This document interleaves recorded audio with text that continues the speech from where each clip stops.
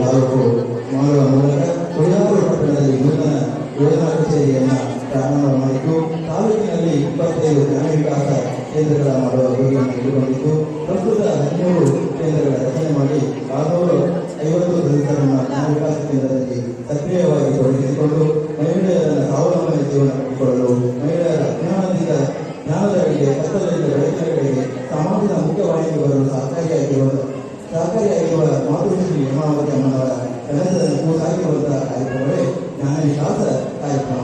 ಈ ಕಾರ್ಯಕ್ರಮದಲ್ಲಿ ವಿಶ್ವ ಮಹಿಳಾ ದಿನಾಚರಣೆಯ ಪ್ರಯುಕ್ತ ತಾಲೂಕು ಮಟ್ಟದ ಮಹಿಳಾ ಸಂಭ್ರಮ ಕಾರ್ಯಕ್ರಮವನ್ನು ಹಮ್ಮಿಕೊಂಡಿದ್ದಾರೆ. ಅಭಿಮಾನಿಗಳು ಕೂಡ ಅವರು ಪೂಜ್ಯರ ಅಭಿಮಾನಿಗಳು ಕೂಡ ಅವರು ನಾನು ವಹಿಸಿಕೊಳ್ತಾ ಇದ್ದೇನೆ.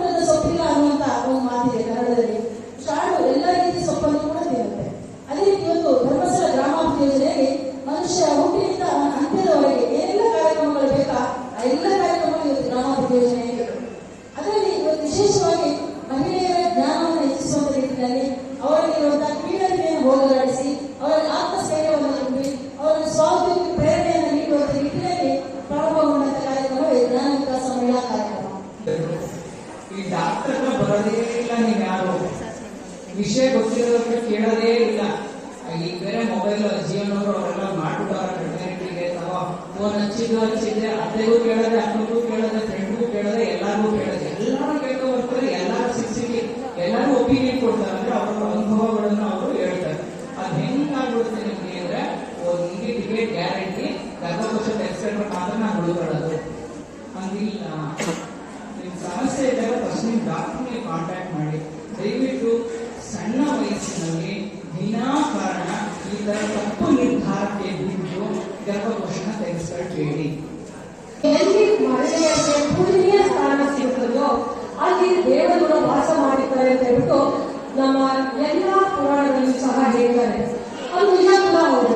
ಯಾಕಪ್ಪ ಅಂತ ಹೇಳಿದ್ರೆ ನಮ್ಮ ಭಾರತ ದೇಶದಲ್ಲಿ ಸಾವಿರಾರು ಅಲ್ಲ ಲಕ್ಷಾಂತರ ದೇವಸ್ಥಾನಗಳಿದೆ ಅಂತ ಹೇಳಿದ್ರೆ ನಮ್ಮಲ್ಲಿ ಮಹಿಳೆಯರಿಗೆ ನಿಜವಾಗ್ಲೂ ಸಹ ಪೂಜನೀಯ ಸ್ಥಾನ ಸಿಕ್ಕಿರೋದಕ್ಕೆ ಅಷ್ಟೊಂದು ದೇವತೆಗಳು ವಾಸ ಮಾಡ್ತಿರೋದು ಅಂತ ನಾನು ಅದನ್ನು ಭಾವಿಸಿದ್ದೇನೆ.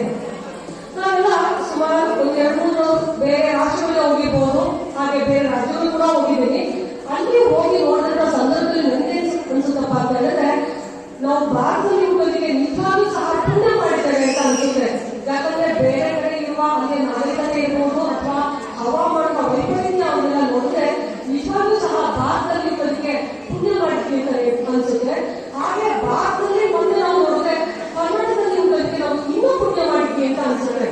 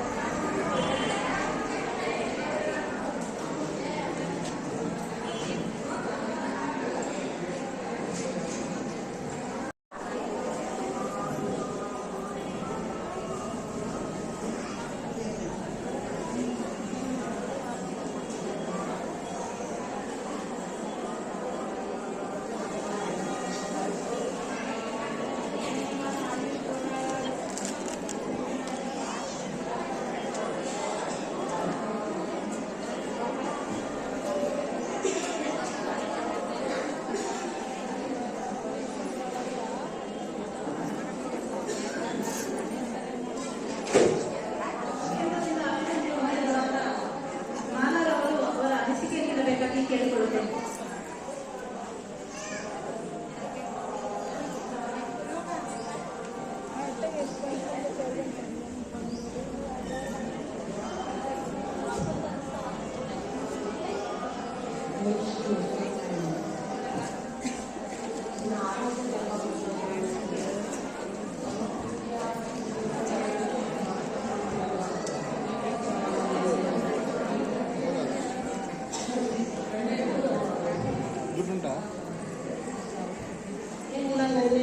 ನಮ್ಮ ಕ್ಷೇತ್ರವನ್ನು ಬಂದು ಬೈಪಟ್ಟಿಗಳ ಅನುಭವ ಮಾಡ್ತಾ ಇದ್ದೀವಿ.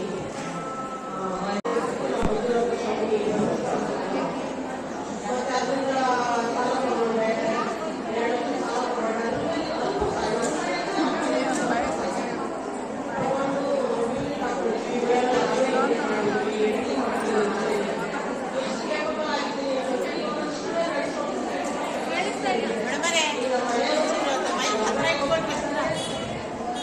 ಹೊರಗಡೆ ಹೋಗ್ತಾರೆ, ದುಡಿತಾ ಇದ್ದಾರೆ, ರಾಜಕೀಯಕ್ಕೆ ಹೋಗಿದ್ದಾರೆ. ಈ ಪ್ರೆಸಿಡೆಂಟ್ ಗುಳಿಯ ಮುನ್ಸಿಪಲ್ ಕೌನ್ಸಿಲರ್ ಆಗಿದ್ದಾರೆ ರಾಜು ಬಡ್ಗಿ.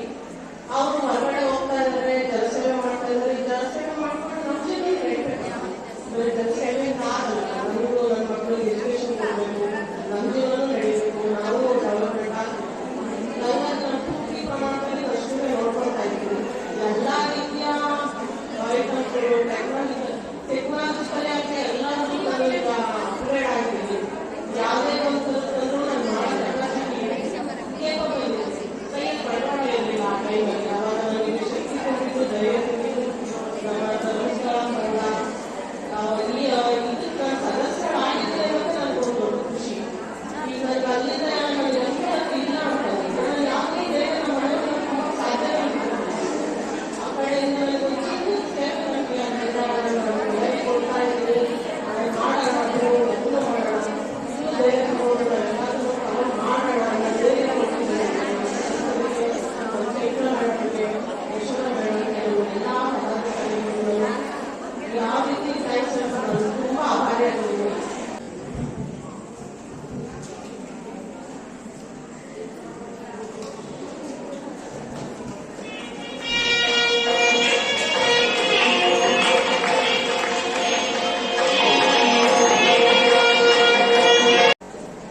ಇವತ್ತು ಧರ್ಮಸ್ಥಳ ಗ್ರಾಮ ಪೂಜನೆ 12 ವರ್ಷಗಳಿಂದ ಈ ಭಾಗದಲ್ಲಿ ಕೆಲಸ ನಿರ್ವಹಿಸ್ತಾ ಇದೆ. ನಿಮಗೆಲ್ಲ ಗೊತ್ತಿರುವ ಹಾಗೆ ಧರ್ಮಸ್ಥಳ ಅಂತ ಹೇಳುವಂಥದ್ದು ಒಂದು ಅಕ್ಷಯ ಪಾತ್ರೆ ಇದ್ದಾಗ ಅಂತ. ಶ್ರೀ ಕ್ಷೇತ್ರ ಧರ್ಮಸ್ಥಳ ಏನಿದೆ ಅದು ಅಕ್ಷಯ ಪಾತ್ರೆ.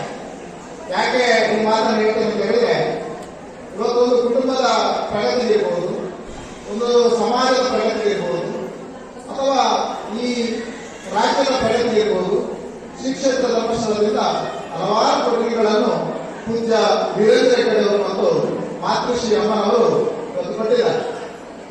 ನಾವು ಇವತ್ತು ಮಹಿಳಾ ದಿನಾಚರಣೆಯಲ್ಲಿ ನಾವು ಮಾತಾಡ್ತೇವೆ, ಅವರು ಹಾಗೆ ಮಾಡಿದ್ರು, ಇವರು ಹೀಗೆ ಮಾಡಿದ್ರು ಅಂತೇಳಿ. ಆದರೆ ಪರಮ ಪೂಜ್ಯ ಡಾಕ್ಟರ್ ಡಿ ವೀರೇಂದ್ರ ಹೆಗ್ಗಡೆಯವರು ಮತ್ತು ಮಾತೃಶ್ರೀ ಅಮ್ಮನವರು 5 ದಶಕಗಳಿಂದ ಗ್ರಾಮೀಣ ಪ್ರದೇಶದಲ್ಲಿ ಅತ್ಯಂತ ಹಿಂದುಳಿದ, ಅತ್ಯಂತ ಶೋಷಿತ, ಅತ್ಯಂತ ಬಡತನದಲ್ಲಿರುವಂತಹ ಕುಟುಂಬಗಳಿಗೆ ಬೆಳಕಾಗಿ ಇವತ್ತು ಧರ್ಮಸ್ಥಳ ಯೋಜನೆಯನ್ನು ಪ್ರಾರಂಭ ಮಾಡಿದ ಕಾರಣ ಇವತ್ತು ನಮ್ಮ ಕರ್ನಾಟಕ ರಾಜ್ಯದಲ್ಲಿ 55 ಲಕ್ಷ ಕುಟುಂಬಗಳು ಇವತ್ತು ಒಂದು ಸುಖಿ ಜೀವನ ಮತ್ತು ಸ್ವಾವಲಂಬಿ ಜೀವನವನ್ನು ಧರ್ಮಸ್ಥಳ ಯೋಜನೆ ಮುಖಾಂತರ ನಮ್ಮ ಸಂಘದ ಸದಸ್ಯರು ನಡೆಸುತ್ತಾರೆ. ಮಹಿಳಾ ದಿನಾಚರಣೆಯ ಶುಭಾಶಯಗಳನ್ನು ಕೇವಲ ಬಾಯಲ್ಲಿ ಹೇಳೋದಲ್ಲ, ಗಮನದ ರೂಪದಲ್ಲಿ ಕೇಳೋದಲ್ಲ. ಆದರೆ ನಾನೊಬ್ಬ ಮಹಿಳೆ ಆದರ್ಶವಂತ, ಮಾರ್ಗದರ್ಶನೀಯ, ಸಂತುಷ್ಟ, ಸೃಜನಶೀಲ, ಶ್ರೇಷ್ಠ, ಶಕ್ತಿಶಾಲಿ, ಸರ್ವ ಗುಣಗಳಲ್ಲಿ ಸಂಪದ್ಭರಿತ ಮಹಿಳೆ ನಾನಾಗಬೇಕಲ್ಲ. ಬಹಳಷ್ಟು ವೇದಿಕೆಗಳಲ್ಲಿ ಮಹಿಳಾ ದಿನಾಚರಣೆ ಮಾಡ್ತಾ ಇದ್ರೆ ಕಳೆದು ಹೋಗಿರುವ ಮಹಿಳೆಯರಿಗೆ ಗುಣಗಾಯನ ಮಾಡ್ತೀವಿ. ಒಂದು ದಿನನಾದರೂ ಸಹ ಅಂತ ಗುಣಮಟ್ಟದ ಮಹಿಳೆ ನಾನು ಆಗಬೇಕು ಅನ್ನುವಂಥ ನಿಟ್ಟಿನಲ್ಲಿ ನನ್ನ ಒಂದೊಂದು ಹೆಜ್ಜೆಗಳನ್ನ ಇಡುವಂತಹ ವಿಚಾರದಲ್ಲಿ ನಾವು ಮುಂದೋಗ್ತಾ ಇಲ್ಲ. ಅವರು ಮಹಿಳೆಯರೇ, ನಾವು ಮಹಿಳೆಯರೇ. ಆದ್ರೆ ಇವತ್ತು ಪ್ರತಿಯೊಬ್ಬರು ನಿಮ್ಮ ನಿಮ್ಮ ಮನಸ್ಸಿನ ಅವಲೋಕನ ಮಾಡ್ಕೊಳ್ಳಿ. ಒಂದೇ ಒಂದು ಸೆಕೆಂಡ್ ನೀವು ನಿಮ್ಮ ಮನೆ ಬಗ್ಗೆ ಏನ್ ಚಿಂತನೆ ಮಾಡ್ತೀರಾ? ಪ್ರಶ್ನೆ ಕೇಳಿದ್ರೆ ಏನು ಉತ್ತರ ಖಂಡಿತ ನಿಮ್ಮ ಫ್ಯಾಮಿಲಿ ಬಗ್ಗೆ, ನಿಮ್ಮ ಕುಟುಂಬದ ಬಗ್ಗೆ ಅಥವಾ ನಿಮ್ಮ ಒಂದು ಮನೆಯ ಬಗ್ಗೆ ನೀವೇನ್ ಚಿಂತನೆ ಮಾಡ್ತೀರಾ, ಯಾವ ರೀತಿ ಆಶಿಸ್ತೀರಾ? ಒಂದ್ ಸೆಕೆಂಡ್ ಕಣ್ಣು ಮುಚ್ಕೊಂಡು ಆ ಸಂಕಲ್ಪಗಳನ್ನ ಓಪನ್ ಮಾಡ್ಕೊಳ್ಳಿ. ನಾನು ನನ್ನ ಮನೆ ಬಗ್ಗೆ ಎಲ್ಲ ಮರ್ತ್ಬಿಡಿ, ಏನು ಬೇಡ, ಜಸ್ಟ್ ಒಂದ್ ಸೆಕೆಂಡ್ ಸಂಕಲ್ಪ ಮಾಡಿ ನಾನು ಮತ್ತು ನನ್ನ ಕುಟುಂಬದ ಬಗ್ಗೆ ನಾನು ಏನ್ ಆಸೆ ಪಡ್ತಾ ಇದ್ದೀನಿ, ಏನ್ ಆಶಿಸ್ತೀರಾ ಎಲ್ಲ ಮಹಿಳೆಯರಿಗೆ ತಾಯಿಗೆ? ಏನು ಆಸೆ ಪಡಲ್ಲ ನಿಮ್ಮ ಫ್ಯಾಮಿಲಿ ಬಗ್ಗೆ, ನಿಮ್ಮ ಕುಟುಂಬದ ಬಗ್ಗೆ?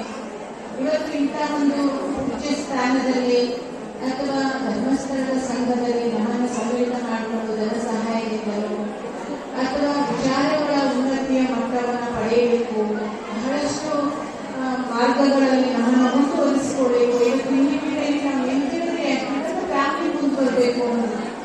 ನಮ್ಮ ಫ್ಯಾಮಿಲಿ ಬಗ್ಗೆ ನಾವು ಅವಲೋಕನ ಮಾಡಿದಾಗ ನಮ್ಮ ಮನಸ್ಸಿನಲ್ಲಿ ಬರುತ್ತೆ, ನನ್ನ ಫ್ಯಾಮಿಲಿ ಸುಖವಾಗಿರ್ಬೇಕು, ಶಾಂತಿಯಿಂದಿರ್ಬೇಕು, ನೆಮ್ಮದಿಯಿಂದಿರ್ಬೇಕು, ಸಮಾಧಾನವಾಗಿರ್ಬೇಕು.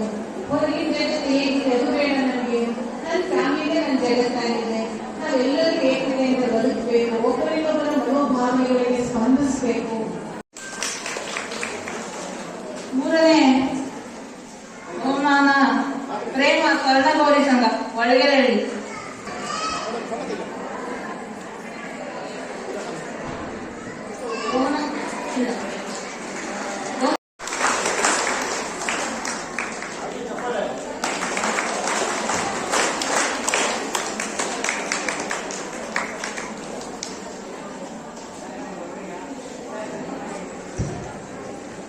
ನಮ್ಮ ಜಿಲ್ಲಾ ನಿರ್ದೇಶಕರಾದ ಅದೇ ರೀತಿ ನಮಗೆ ಬೆಳಗ್ಗೆಯಿಂದ ಹೆಚ್ಚಿನ ರೀತಿಯಲ್ಲಿ ಮಾಹಿತಿ ಮಾರ್ಗದರ್ಶನ ನೀಡಿದಂತ ಬೆಂಗಳೂರು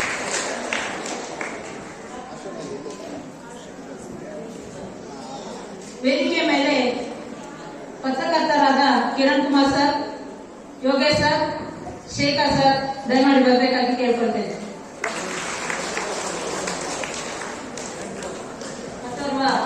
ಪತ್ರಕರ್ತರಾದ ಶೇಖರ್ ಸರ್ ಅವರಿಗೂ ಗೌರವಿಸಬೇಕಾಗಿ ಕೇಳಿಕೊಳ್ಳುತ್ತೇನೆ.